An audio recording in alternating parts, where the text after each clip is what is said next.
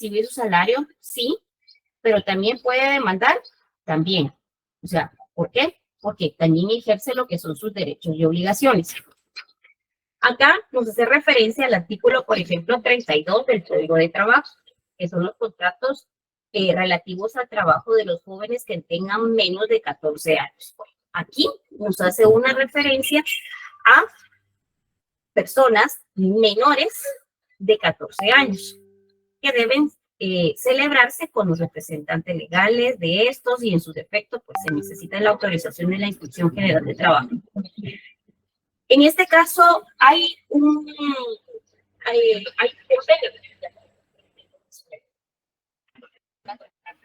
Licenciada, disculpe, no se le escucha nada ahorita. No me escuchan, jóvenes. Me preocupa porque con la señal del internet no puedo hacer nada. ¿Sí? ¿Sí me escuchan? Ok. Miren, pues, Por momentos sí, licenciada, pero hay momentos donde sí no se le escucha nada. si no, yo repito, yo repito, no hay pena. Ustedes me avisan, ¿sí? Ok. Gracias, Lida. Hay un convenio que es el convenio, déjame presentar este, y arriba del artículo 32, por favor, hacen la anotación, porque esta sí es una pregunta de examen privado. Y muchas personas no saben cómo contestar. Voy a dejar de presentar este. Voy a presentar este convenio.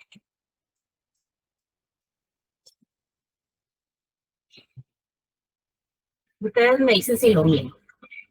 Ministerio de Trabajo y Previsión Social, hay un acuerdo ministerial es el acuerdo para emitir el siguiente procedimiento efectivo de aplicación del convenio 138 de la Organización Internacional de Trabajo, según la OIT, convenio sobre edad mínima para que la admisión al empleo, ¿sí? Este es un acuerdo ministerial que es el número 260-2019. De fecha, Guatemala, 21 de junio de 2019. Este acuerdo nos está diciendo acá que la Constitución Política de la República de Guatemala establece el Estado que protegerá la salud física y mental y moral de los menores de edad. Está prohibido ocupar a menores de edad en trabajos compatibles con su capacidad física o que ponga en peligro su formación moral. Se encuentra vigente el convenio 138 de la Organización Internacional de Trabajo sobre la edad mínima de admisión del empleo, ratificada por el Estado de la República de Guatemala, el cual protegerá la abolición efectiva del trabajo en niños y niñas, adolescentes, trabajadores, que se pretende la abolición efectiva de trabajadores y eleven progresivamente la edad mínima de admisión de empleo al trabajo a un nivel que haga posible el más completo desarrollo físico y mental de los menores. Vámonos a lo que es el inciso número 4. Dice, en la aplicación del convenio 138, aquí me está diciendo que sobre la edad mínima de admisión del empleo se establece el siguiente procedimiento. Aquí hay un procedimiento. Para los menores de 18 años de edad y mayores de 15 de edad, la inspección solicita de Inspección General de Trabajo a través de cada delegación departamental registrará los datos del solicitante y extenderá una constancia firmada y sellada por el delegado departamental en el que deberá ser de conocimiento de las peores formas de trabajo infantil y el tipo de actividad al que le es prohibido prestar sus servicios. Posteriormente, la Inspección General de Trabajo dará cumplimiento a los solicitantes a efecto que acudan a la unidad de protección de adolescencia trabajadora para ser orientados sobre sus derechos y sobre sus obligaciones. Entonces, aquí me está diciendo que la edad que el Ministerio de Trabajo pues, permite que pueda trabajar de una forma legal, ¿qué edad es? 15 años, licenciada. 15 años. ¿Y qué es lo que tienen que hacer? Primero tienen que hacer una solicitud, ¿verdad? Donde pues aquí me está diciendo, si quieren, pues usted puede imprimir este acuerdo ministerial para que usted lo tenga contemplado y esto lo puede colocar arriba de su artículo 32. Puede hacer, por ejemplo, un llamamiento según el convenio 138 de la OIT, acuerdo ministerial número 260 y 2019, para que usted se recuerde.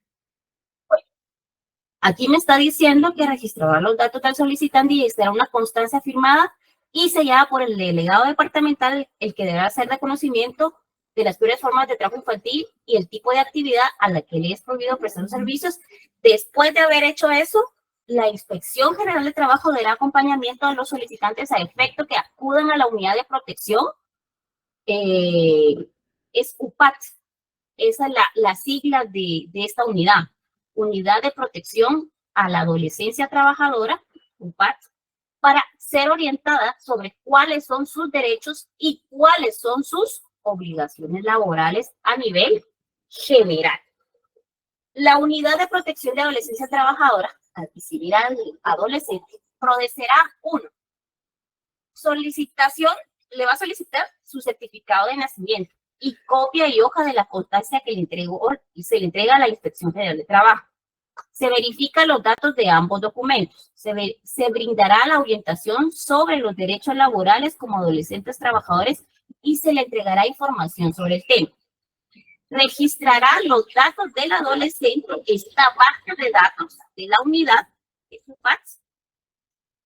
de protección de adolescente trabajador, y sellará la hoja, ¿sí?, la cual será una constancia en el apartado asignado de la unidad de protección de adolescentes en los demás departamentos de la República donde no se tenga representación de la unidad de protección de adolescentes trabajadoras. La constancia deberá ir firmada por el delegado departamental de la Inspección General de Trabajo o quien sea designado a realizar los procedimientos anteriormente descritos. Entonces, ¿existe en Guatemala una edad mínima para poder tener un trabajo de forma legal?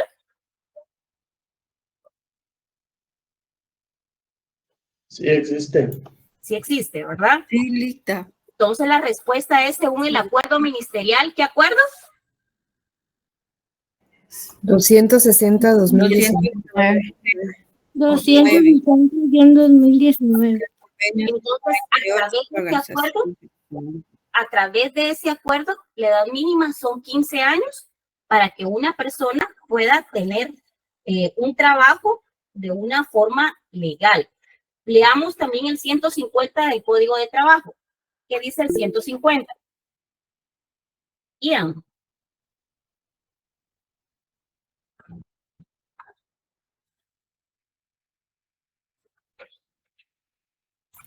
Artículo 150. Autorización de la Inspección General de Trabajo.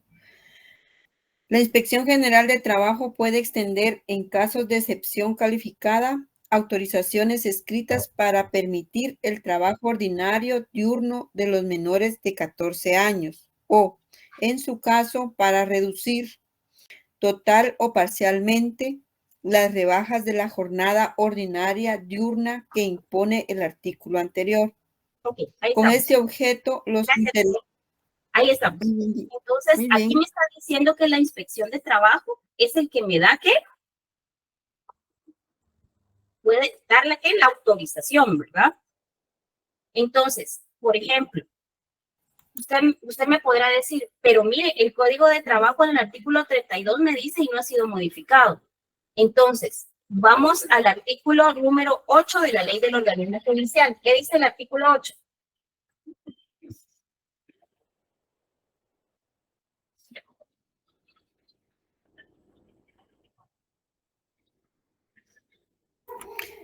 Artículo 8. Derogatoria de las leyes. Las leyes se derogan por leyes posteriores. Literal A, por declaración expresa de las nuevas leyes. Literal B, parcialmente, por incompatibilidad de disposiciones contenidas en las leyes nuevas con las precedentes. Literal C, totalmente, porque la nueva ley regule por completo la materia considerada por la ley anterior. Literal D, total o parcialmente, por declaración de inconstitucionalidad dictada en sentencia firme por la Corte de Constitucionalidad. Por el hecho de la derogación de una ley, no recobran vigencia las que ésta hubiere derogado. Ok, entonces esa es la razón del artículo 32, por la cual la edad mínima autorizada, pues no pueden ser menores de 14 años, ¿verdad? Sino que la edad autorizada para que una persona, un menor de edad, pueda trabajar son 15 años. Y el acuerdo ministerial es el convenio 138 de la Organización Internacional de Trabajo, acuerdo ministerial número 260-2019. Esa es la respuesta correcta a la hora que usted vaya, por ejemplo, le pregunten, ya sea en nuestro examen como curso o ya sea directamente en un examen técnico profesional. Esa es la respuesta correcta. ¿Estamos? ¿Sí? Sí, licenciada. Sí, Lita, gracias. Sí, licenciada. Déjenme ver la presentación.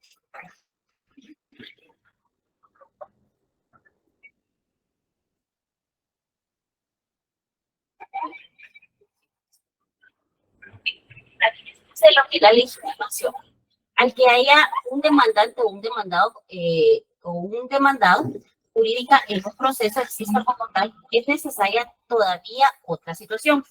El doctor Prieto Castro, una ulterior determinación que nos diga si el demandante es un sujeto que tiene derecho a hacerlo en el proceso y el demandado es la persona que haya la carga de asumir la postura en este proceso.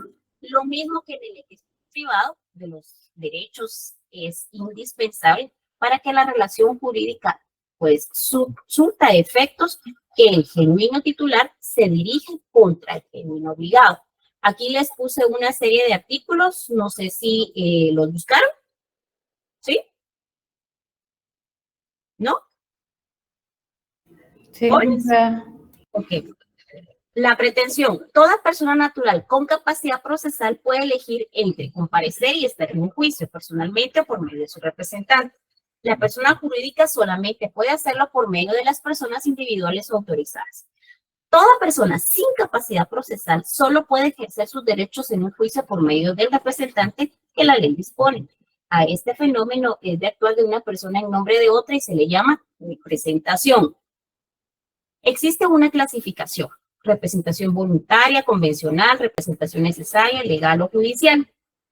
Por ejemplo, la voluntaria es cuando el litigante confiere a otra persona pues un mandato para que lo represente, le puse un fundamento, facultándolo para ejecutar en su nombre por cuenta, o por su cuenta actos jurídicos procesales en determinados procesos.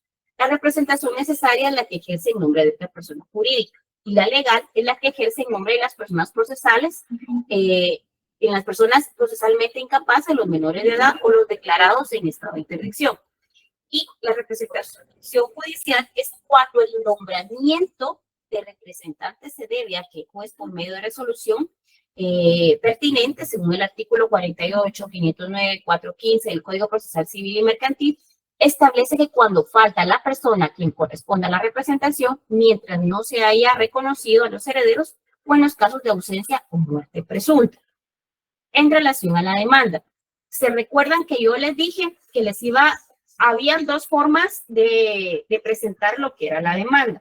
De una forma oral y de una forma escrita. ¿Estamos? ¿Se recuerdan? Sí, licenciada. Sí, licenciada. Entonces, por ejemplo, vamos a ver, y les voy a tratar acá de colocar.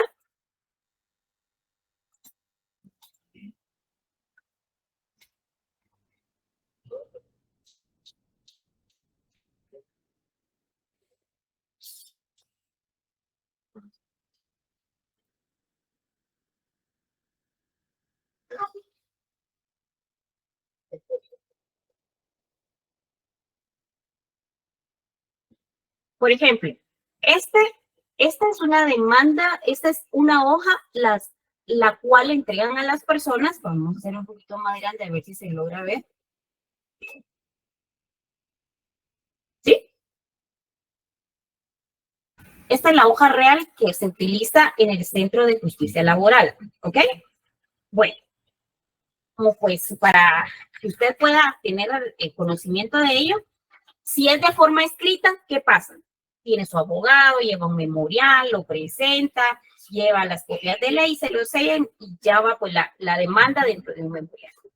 Pero ¿qué pasa si el código me está diciendo que es de forma verbal? ¿Será que me lo van a tomar de una forma verbal? No. Hay una hojita, son 3 hojas. Aquí en la parte de arriba, usted puede leer que dice ordinario laboral. ¿Qué dice? Verbal. Verbal. Entonces, esa es la forma. Si ustedes se dan cuenta, posteriormente dice Centro de Servicios Auxiliares, Administración de la Justicia Laboral, ordinario laboral número, como obviamente la persona no sabe el número, ¿verdad? Esto lo dejan en blanco, pero sí le dan estas hojitas y lo empieza a llenar. Si ustedes se dan cuenta, dice día, mes, año, hora, ¿verdad? ¿Cuál es el nombre de la persona? ¿Cuál es su edad? Nacionalidad, estado civil, profesión, oficio, con vecindad. Si ustedes se dan cuenta, aquí no hablamos de domicilio, aquí hablamos de vecindad. Del departamento de, se identifica con el documento personal de identificación, lugar para recibir notificaciones. Obviamente esta persona pues no sabe cómo crear un casillero, entonces lo que procede es a colocar una dirección física, ¿verdad? Bueno, entonces aquí hablamos de colonia, barrio, residencial, zona, municipio, departamento, número telefónico. Aquí, obviamente, esta persona es una persona que, pues, por X o Y circunstancias, pues no cuenta con un asesor, no cuenta con un abogado, no cuenta con el auxilio de algún profesional. Entonces, lo primero que hace es llegar al centro y decir, quiero pues, presentar mi demanda, ¿verdad? Sí, Eddie. ¿No? Ok, sigamos entonces. Después dice, el objeto de la presente diligencia es para interponer un juicio ordinario laboral en contra de, y entonces aquí coloca el nombre de la persona a la cual está ¿qué? Demandando, ¿verdad? El cual anteriormente pues era su patrono, ¿verdad? Entonces, aquí estamos hablando en relación a qué artículo. ¿Cuál es el artículo de la demanda? El procedimiento de todos los juicios.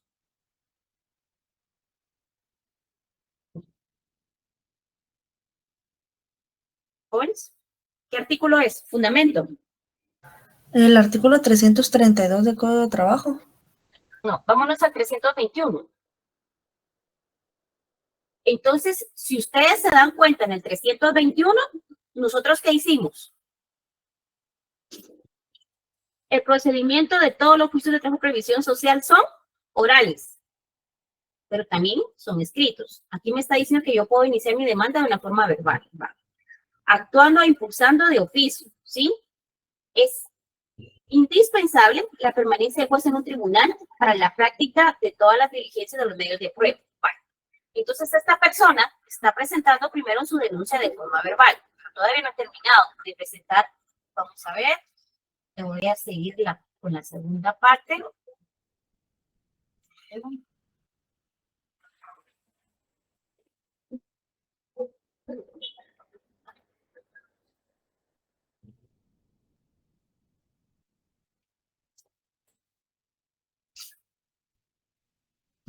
Solo estoy descargando las imágenes porque traté de colocarlo, pero en una forma ordenada, pero no me fue posible. Déjenme ver.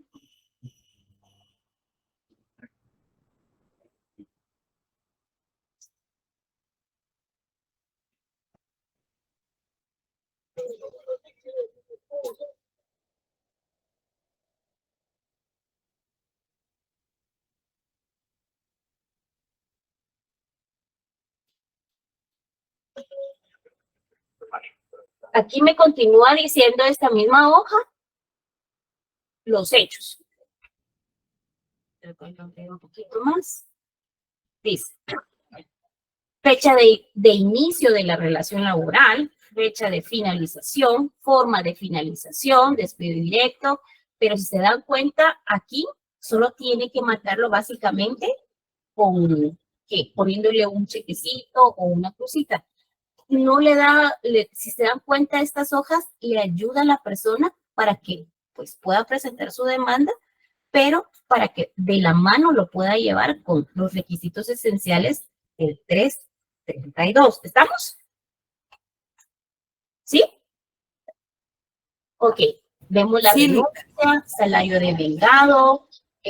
Aquí mismo le dice marcar con una X si el salario indicado anteriormente incluía o no la bonificación incentivo. Si se dan cuenta, es una forma sencilla. Jornada de trabajo, coloca hasta entre paréntesis, se le pone el horario, el lugar para ejercer los labores, donde estaba la ejecución de los labores, el puesto desempeñado. De lo anterior de la parte actora solicita el pago de indemnización que corresponde a toda la relación laboral del periodo comprendido de. Todavía seguimos, porque aquí estamos solamente en la relación de los hechos. Vamos a ver, les estoy más o menos guiando para que a la hora que ustedes, acuérdense que ustedes, el 321 en el párrafo, en el inciso C, ¿qué dice? 321 inciso C. Los estudiantes Los de Derecho de la estudiantes de universidad que Derecho funcionan de la legalmente en el país, que hayan aprobado los cursos correspondientes a Derecho del Trabajo en asuntos cuya cuantía no exceda del equivalente a 10 veces el salario mínimo mensual del sector económico a que pertenezca el trabajador reclamante y en todo caso bajo la dirección y control de las facultades a través de la dependencia respectiva. O sea que ustedes prácticamente terminen ya los cursos de prácticamente del derecho del trabajo, ustedes ya pueden venir y acompañar directamente a alguien, pero siempre hay una condición que no exceda 10 veces el salario mínimo. Le estoy mencionando esta hoja para que usted tenga el conocimiento que existe, cómo es, cómo hay que llenarla, por si usted en algún momento tiene la oportunidad de poder orientar a alguien, ¿verdad? Después de donde vimos la primera hoja, donde están los datos del actor, después la relación de los hechos, viene esta tercera hoja, y si usted se da cuenta, vamos a ampliarla un poquito más, dice, el periodo comprendido a bonificación anual. Estos son los datos que debe de tener, la bonificación, el periodo comprendido, el aguinaldo, el periodo comprendido, los salarios pendientes de pago que se adeude, el periodo comprendido y el reajuste salarial. En dado caso, pues la persona no haya devengado el salario mínimo, ¿verdad? Y desde qué periodo a qué periodo, pues ganaban menos del salario mínimo. Bueno, después viene el apartado de pruebas. Entonces, ¿qué pruebas tiene la persona que está pues llenando su hojita, presentando su demanda, el actor, ¿verdad? Entonces, en forma ordenada, puede colocarlos acá, uno tras otro. Posteriormente y por último,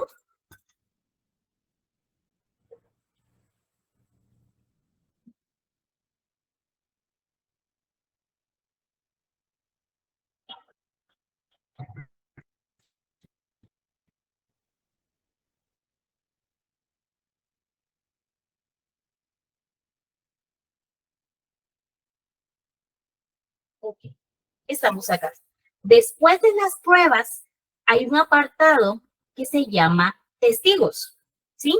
Porque la persona puede proponer a sus testigos. Por favor de indicarnos nombres y dirección para poderlos citar. Coloca el nombre de fulanito de tal y la dirección. Y si usted se da cuenta, aquí dice el nombre o firmante del solicitante y el defecto de su impresión dactilar. En dado caso que la persona no sepa leer ni escribir. ¿Estamos? Licenciada, en ese caso, cuando no sabe leer o escribir, ¿quién llena ese formulario? ¿Hay alguien? Le ayudan, por supuesto. Ah.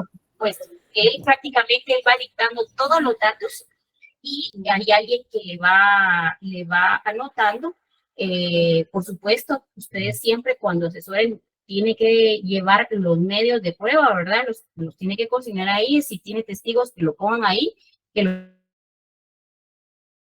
diga de una vez. Si la persona no sabe leer y escribir, no hay ningún problema, le ayudan a llenar el formulario, le sacan una copia y le dan una copia de recibida. Esta es la forma en que se presenta una demanda de forma verbal. Sigue siendo escrita, pero es de forma verbal. ¿Estamos? ¿Listos? Vale. Sí, licenciada. Entonces, por ejemplo, el fundamento de una demanda, ya sabemos que es ¿qué artículo? 321. 321. 321. 321 es el procedimiento, ¿sí? 332 sería, licenciada. Exacto. La demanda es el 332, ¿sí? Es el fundamento de la demanda. Dentro del fundamento de la demanda, obviamente, están los requisitos de la demanda. Si ustedes se dan cuenta, aquí estamos hablando de una designación del juez o tribunal. Hablamos de nombre, apellido del solicitante, edad, estado civil, nacionalidad, profesión o oficio, vecindad. ¿Se dieron cuenta que la hoja decía vecindad? Sí. Sí, lista. Vale. Vecindad y lugar donde recibe notificaciones. Después venía la otra hojita. Si usted se da cuenta del inciso C, hasta puedes subrayarlo o encerrarlo en un círculo, que viene el apartado de los hechos en que funda su petición, ¿sí? Después viene nombres, apellidos de la persona o personas a quien se les reclama un derecho o contra quien se ejercita una o varias acciones e indicación del lugar donde puede ser notificado. En el inciso E dice, numeración de los medios de prueba, con que acreditan los hechos individualizándolos en forma clara, concreta, según su naturaleza, expresando los nombres y apellidos de los testigos y su residencia, si lo supieren. ¿Esos datos estaban en la hojita de forma verbal? Sí, licenciada. Okay. Sí, lista. Lugar donde se encuentran los documentos que detallará elementos sobre se practica la inspección ocular o el expertaje. Esta disposición no es aplicable para trabajadores en los casos de despido, pero si ofrecieren prueba, deben observarla. Entonces, aquí me está diciendo que esta disposición no, y hasta lo pueden encerrar, es aplicable a los trabajadores en los casos de despido. Ahí acuérdense de lo que es la inversión de la carga de la prueba. Vamos a ir poco a poco avanzando y desmenuzando cada una de las partes. Después dice peticiones. Peticiones en la que hace pues al tribunal, ¿verdad? En relación a los términos precisos, lugar y fecha y después del firma del demandante. Ese es el procedimiento, son todos los pasos o todos los requisitos que contiene tanto de una demanda de forma escrita como verbal. Ahora vamos a ver, en relación a... ¿Tiene su código notariado a la mano? Sí, licenciada. Sí, licenciada. Váyanse al artículo... El arancel de abogados, árbitros, procuradores y mandatarios judiciales expertos, interventores y depositarios. Y buscan el artículo 11. El código notariado está. El arancel de abogados, arbitrios, procuradores, mandatarios judiciales, expertos, interventores y depositarios. ¿Ya? Váyanse al artículo 11. Ya lista. Los abogados tendrán Ya derecho lista. a cobrar los honorarios por procuración en todos los casos, inclusive para las fases judiciales, extrajudicial, administrativa, de los procesos sucesorios, jurisdicción voluntaria y los incidentes. La procuración es ajena a la dirección, salvo que constare por escrito que no se ha hecho en ese encargo. Entonces, acá les doy una referencia en relación a lo que es los honorarios de los abogados, ¿verdad? Por procuración. En relación, por ejemplo, a las medidas cautelares que pueden hacer mención en su demanda, pueden citar el 516 del Código Procesal Civil y Mercantil.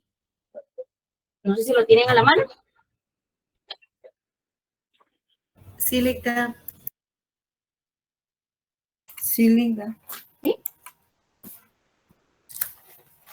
Dice, para garantizar la seguridad de las personas, protegerlas de los malos tratos o de actos reprobados por la ley, la moral o las buenas costumbres, los jueces de primera instancia decretarán de oficio o instancia de parte, según las circunstancias que cada caso su traslado a un lugar donde libremente puedan manifestar su voluntad y gozar de sus derechos que establece la ley.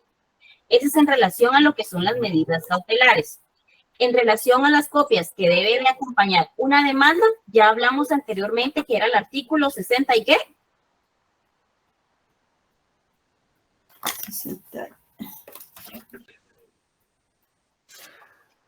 63, licenciada. Muy bien.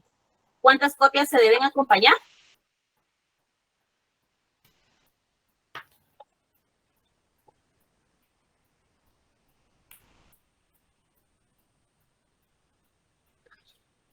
En efecto, los artículos se consideran una sola. De todo escrito documento que se presente deben entregarse tantas copias claramente legibles. Muy bien. ¿Qué dice? Una copia adicional. No, es que dice una copia adicional y tantas copias claramente legibles, dice el artículo. ¿Cómo qué dice? Dice, de todo escrito y documento que se presente deben entregarse tantas copias claramente legibles en papel común o fotocopia, como partes contrarias hayan de ser notificadas a cuya disposición quedarán desde que sean presentadas. Para el efecto de este artículo, se consideran como una sola parte los que litiguen unidos y bajo una misma representación. Los litigantes presentarán una copia adicional debidamente firmada que utilizará el tribunal para reponer los autos en caso de extravío. En los escritos se hará constar el número de copias que se acompañen. Entonces, la respuesta correcta es, ¿cuál es? Serían 3 copias, licenciada, una para el demandado notificado, una para reposición de autos y una de copia adicional de recibido. Y el original, por supuesto, ¿verdad? El original, Así uno es. para el duplicado, y entonces en total habemos 5 copias, ¿verdad? Bueno, entonces, si ustedes se dan cuenta, fundamento de las copias de ley, usted ya sabe que es el artículo 63. Por ejemplo, usted sabe que puede cobrar por honorarios, por procuración, ya sabemos cuál es el artículo.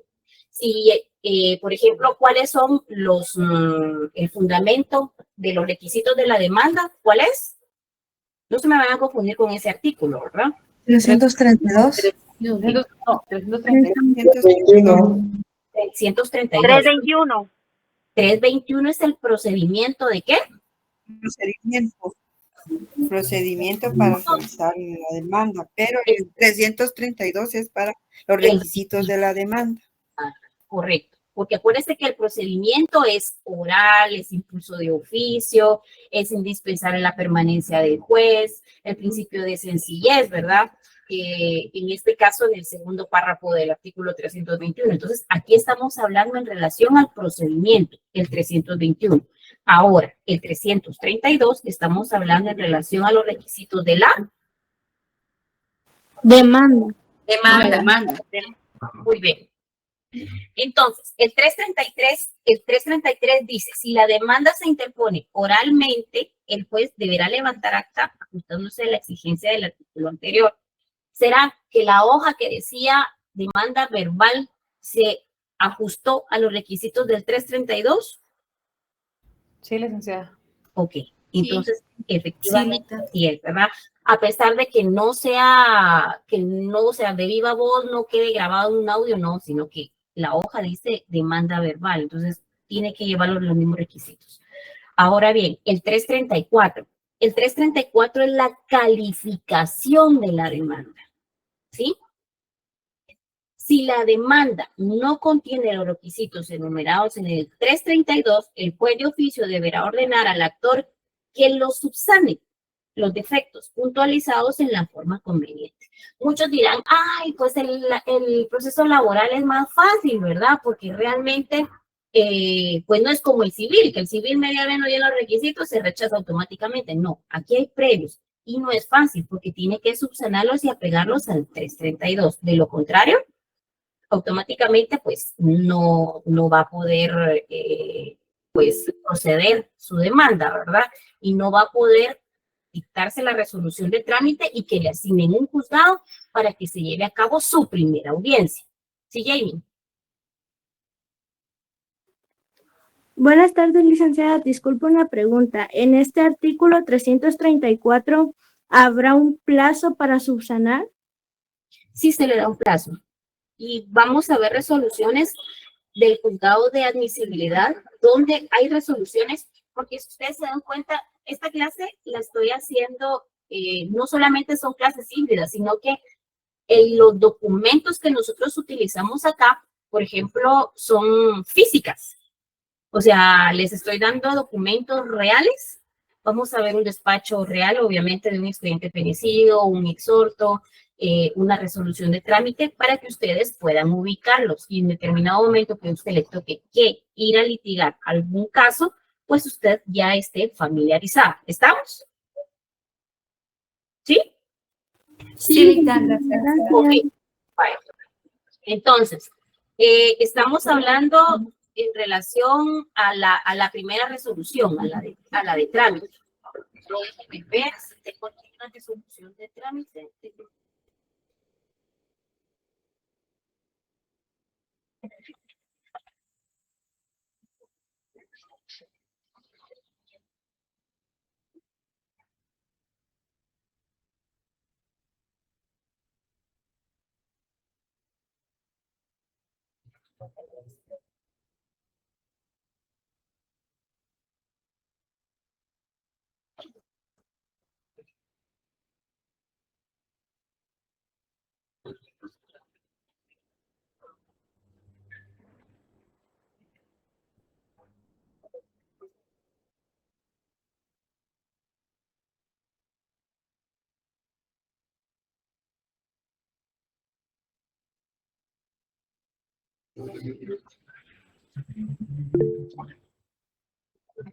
Ahorita voy a intentar un segundo, ¿sí?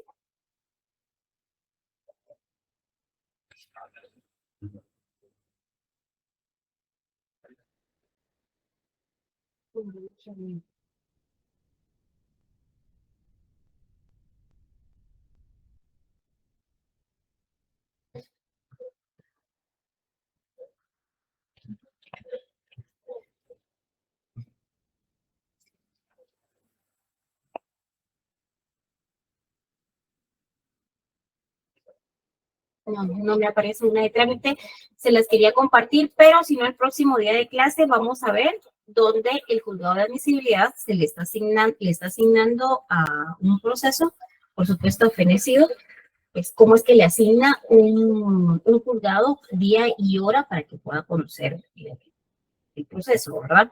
Bueno, entonces, si hablamos que el 334 es la calificación, vimos ahora lo que es una audiencia, ¿sí? Miren, pues vamos de la mano poco a poco con lo que es, tengan a la mano por favor su hoja anterior.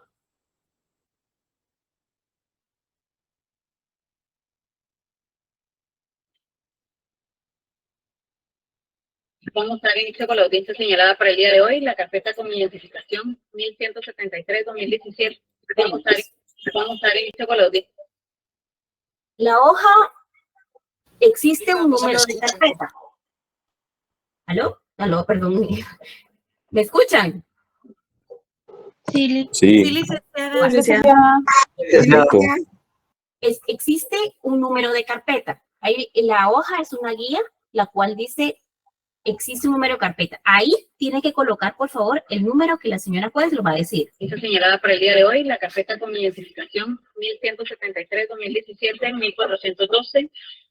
A cargo de la juez Sara Catalina Reyes Mejía de Hilar, damos inicio con la audiencia del día de hoy, 4 de julio del año 2017. La hora de inicio son las 9:30. Esos 3 datos lo consignaron en su hojita. ¿Jóvenes? No se logró. Lidia se va No, muy rápido.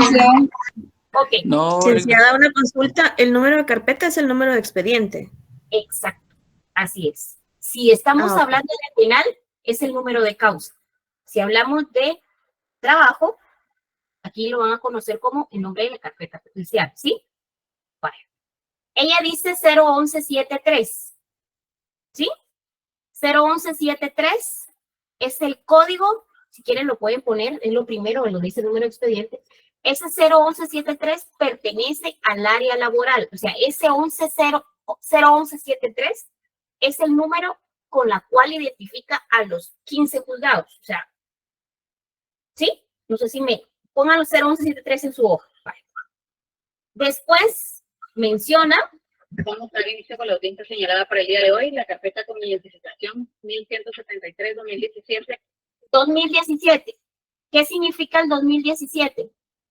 El año. El año. Correcto. Entonces, si hablamos del 01173, lo podemos identificar como un proceso laboral. Porque los 15 juzgados manejan el mismo número, ¿sí? Y ese número lo genera el centro, ¿sí? Cuando llegan a presentar la demanda de una forma verbal o escrita. Entonces, el 01173 lo asigna el centro y el siguiente es el año. Vamos a dar inicio con la audiencia señalada para el día de hoy, la carpeta con mi identificación 1173-2017-1412. Dice 1412. ¿Qué significa? Que esa fue la demanda, por decir así, el actor número 1400 que llegó en ese 2000 ¿qué? 2017. 2017. Vale. Entonces, ese es el número 1412. Si hubiese llegado otra persona, por ejemplo, el día 2 de enero, comienza el 01173 2024 y pone el número 1. Y así se va en orden, ¿sí? Todo tiene un orden. Todas las demandas entran por el Centro de Justicia Laboral. El centro es el que uno por uno le va asignando un nombre independientemente de qué juzgado vaya. Pero ustedes ya saben que el 01173 corresponde al área laboral, el siguiente número es el año y el siguiente es el número, pues, de actor, ¿verdad? Un número de proceso que haya ingresado por el centro. ¿Estamos? ¿Jóvenes? Sí, licenciada. Sí, licenciada. Licenciada. Con la audiencia del día de hoy, la carpeta con mi identificación 1173-2017-1412. A cargo de la juez Sara Catalina Reyes Mejía de Hilar, damos inicio con la audiencia del día de hoy, 4 de julio del año 2017. La hora de inicio son las 9:30. Vamos a verificar la presencia de las partes en el juzgado séptimo de trabajo y previsión social. La parte actora se encuentra presente. Buenos días. Buenos días. Buenos días. ¿Cuál es su nombre, por favor? Mi nombre es Yenes Giovanni Bautista López. Muchas gracias. Su documento de identificación lo he tenido a la vista y le acompaña en este caso. Buenos días. ¿Cuál es su nombre completo, Liz? Sí, a la orden Cristian Rodríguez Fernández, es mi nombre, abogado aplicado aquí, 22.320. Muchas gracias, licenciado. He tenido a la vista su documento de identificación.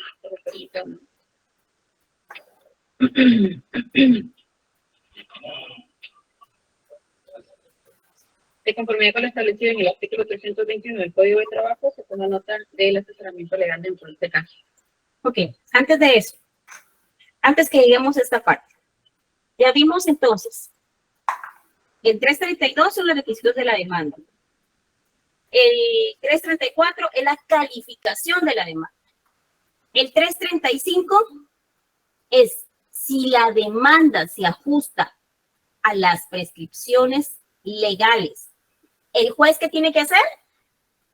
En el 335, pongan como número 1, el juez señalará día y hora para que las partes comparezcan en un juicio, que es lo que estamos viendo en este momento. Para que ellos estén sentados ahí, tuvo que haber presentado una demanda, haber sido calificada, 334, y posteriormente es lo que realiza el juez. Es la convocatoria de la audiencia. 1. El juez señalará día y hora para que las partes comparezcan en un juicio oral. Número 2, le puede poner previniéndoles que se presenten con sus pruebas a efecto que les presenten en dicha audiencia. ¿Sí? Y el número 3, pueden colocarlo, es como una condición, bajo apercibimiento de continuar el juicio en rebeldía de la parte que no compareciere en tiempo. Perdón, licenciada, ¿puede repetir, por favor? Gracias. Es el 335. Es el 335 del Código de Trabajo. Gracias, licenciada. Ok. Se dan cuenta, uno es, señalará día y hora para que las partes comparezcan. Póngale el número ahí. Después le previene que ese día tiene que llegar con todos sus medios de prueba. Y el número 3 es la condición, bajo apercibimiento de continuar el juicio en rebeldía de la parte que no compareciere en tiempo, sin más citarle ni oírle. Una vez me recuerdo que se iba a llevar a cabo la audiencia, era a las 8:30, estaba la parte actora y la parte demandada pues no había llegado. Media vez la juez abra el audio, ¿será que puede entrar posteriormente a incorporarse o ya no? Ya no. Exacto, ya no puede incorporarse. Aunque diga, mire, y se siente en la parte de atrás, donde ustedes miren las citas, ahí en la parte de atrás, y aquí ha llegado 5 minutos de retraso, o que diga, había mucho tráfico, no había cómo entrar al centro, no había parqueo, puede haber miles cosas, pero no puede incorporarse. Sí, sí. ¿Qué pasa? Aquí se va a proceder a continuar en el juicio en rebeldía de la parte que no compareciera en tiempo, sin más citarle ni oír. El 336 puede ponerle excusas. ¿Sí? Las partes podrán excusarse únicamente porque, y hasta enciérralo en un círculo. ¿Por qué pueden? Por enfermedad. Por ejemplo, o sea, no es por tráfico, no es porque hubo un accidente, no es porque no había parque, únicamente es por enfermedad. Y el juez aceptará la excusa, ¿cuántas veces? Una sola Una vez. sola vez. Pero aquí hay una condición todavía. Fíjense que vamos de condición en condición. Siempre que haya sido presentada y justificada documentalmente, ¿en qué tiempo? Antes de la hora señalada para el inicio de la audiencia. Si por motivos expresados anteriormente no fuera posible su presentación en la forma indicada, así como cuando yo les digo a ustedes, miren, si alguien va a pedir el examen extraordinario, estos son los requisitos, nos debemos de acostumbrar, porque en un proceso no hay tales, chicos. Aquí es un caso, son las prestaciones de su cliente, si lo miramos del área laboral, si lo miramos un proceso penal también. Entonces es una responsabilidad. Si no tenemos el hábito en clase, no lo vamos a tener con nuestro trabajo. Entonces dice, si por motivos expresados anteriormente no fuera posible su presentación en la forma indicada, la excusa deberá presentarse y aprobarse dentro de las ¿cuántas horas? 24 horas siguientes, las señaladas para el inicio de audiencia. Exacto. Entonces todavía le da 24 horas siguientes. Sí, sí. En caso que se haya aceptado la excusa, el juez señalará nueva audiencia, la cual deberá realizarse dentro de las 72 horas siguientes. Entonces, prácticamente dice 72, pero debido de la agenda de las audiencias, pues se les programó con un poquito más de dilatación, ¿verdad? ¿Será que una persona jurídica puede, por ejemplo, la empresa, una persona jurídica, puede presentar una excusa médica?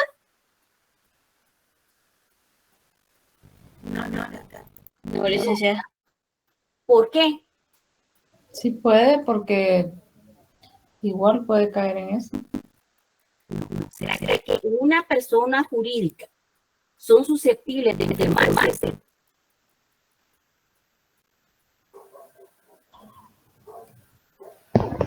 Sí, licenciada, porque la persona que comparece es el representante.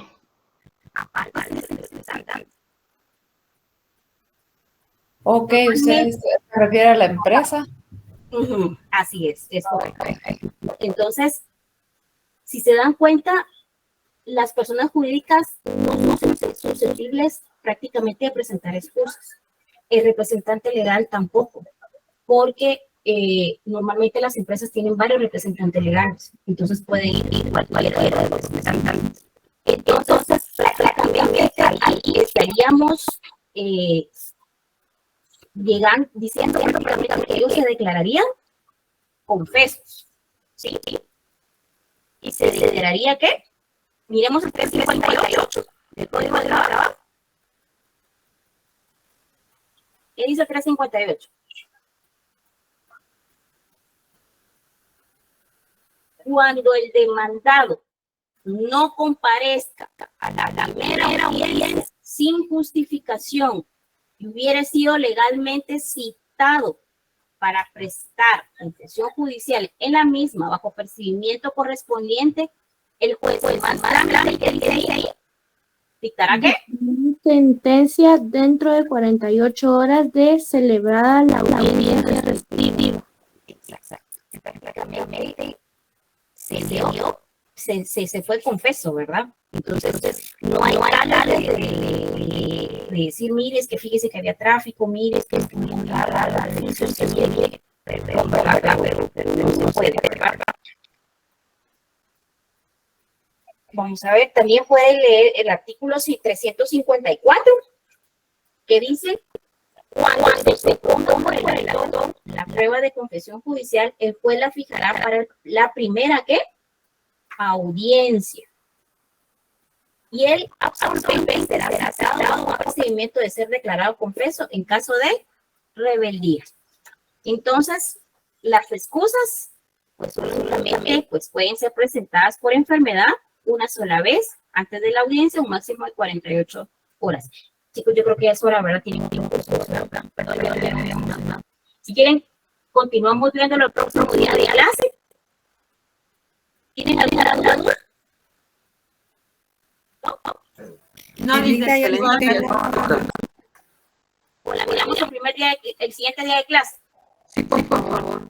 Ok, listo pues. Vale. Entonces, les agradezco por tiempo, que tengan una feliz noche y que descansen. Gracias.